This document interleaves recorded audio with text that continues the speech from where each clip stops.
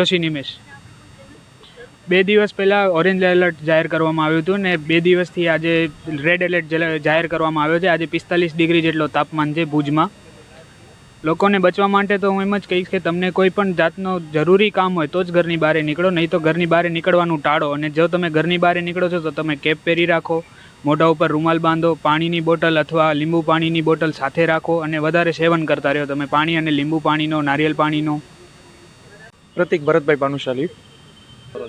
ગરમીથી બચવા માટે અત્યારે બધાને નોર્મલ બધે પબ્લિકને ખ્યાલ જ છે કે રેડ એલર્ટ જાહેર કરેલું છે. તો રેડ એલર્ટમાંથી બચવા માટે તમે જેટલું બને એટલું બહારનું અવોઇડ કરો. તમે જરૂરી કામ હોય તો જ બહાર નીકળો. અધરવાઇઝ નાના છોકરાઓ છે કે એડલ્ટ જે પર્સન છે જે વૃદ્ધો છે એ લોકોનું જેટલું બને એટલું ઘરની બહાર કાઢવું અત્યારે ન રાખો.